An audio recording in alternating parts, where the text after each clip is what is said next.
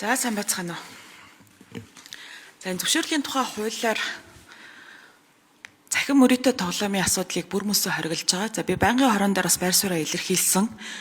Ер нь яагаад энэ захин мөрөөдөө тоглоом газар аваад байна? Яагаад залуучууд энэ төрлийн эрсдэлд ороод байна гэдгийг бол бид нар бол цогцоор нь харах ёстой. Энэ бол эргээд одоо нөгөө ажилгүйд ядууралтай холбоотой асуудал юм аа.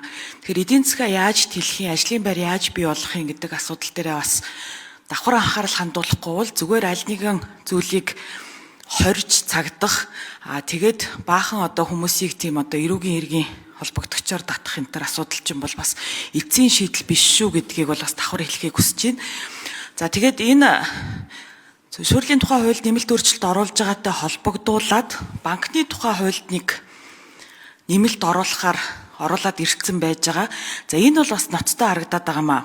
Яаж ийнвэ гэхлээр банкны тухай хуулийн 7-гийн 2-т банк түүний харилцагч болон 3 дахь этгээд нууц гэж үзсэн альва мэдээллийг дор дурдсанаас бусад тохиолдолд бусдад гаргаж өгөх задруулахыг ашиглахыг банкны хувьцаа эзэмшигч төлөөлөл удирдах зөвлөлийн дарга гишүүн гүйцэтгэх удирдлага хянан шалгах зөвлөл ажилтнанд хориглоно гэд ийм заалт орсон байгаа. За энэ заалт бол ерөөсөө нөгөө хувь иргэний нууц мэдээллийг одоо хамгаалахтай холбоотой юм заалт байгаа. За тэгэд энд болохоор юу оруулж ирж ийнэ гэхлээр энэ төлбөр таавар, бооцоо тоглоом, захин мөрөөдөө тоглоомын үйл ажиллагаа эрхлэх, зуучлах, төлбөр таавар, бооцоо тоглоом, мөрөөдөө тоглоом сурталчлах, захин мэргэжлийг ашигласан заллих гэмт хэрэгт хууль заасны дагуу мөрдөн шалгах байгууллагаас шаардсан буюу зөвхөн одоо ингээд мөрдөгчийн хүсэлтээр хүний нууц мэдээллийг бас задруулах ийм нөхцөл байдлыг үүсгэсэн заалтыг нэмж байгаамаа.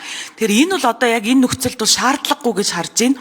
Яагаад вэ гэхлээр энэ 7-гийн 2-ын 3-т тэртээ тэрнгүү прокурор зөвшөөрсөн нөхцөлд одоо шүүх прокурорын байгууллага удирдлага гаргасан эсвэл авилгатай тэмцэх байгууллага, цагдаагийн байгууллагын шаардлагаар прокурорын зөвшөөрлөөр энэ мэдээллийг гаргаж болно гэсэн заалт нь байж байгаа аахгүй юу. Тэгэхээр энэ агуулгыг илүү өргөжүүлээд одоо тэр мөрдөгчийн бас эрх үүргийг нэмэгдүүлээд авах нь бол зохимжгүй юм аа гэж харж байгаа. Тэгэхээр хууль санаачлагчид энэ одоо заалтаа буцаага татаад авчаач.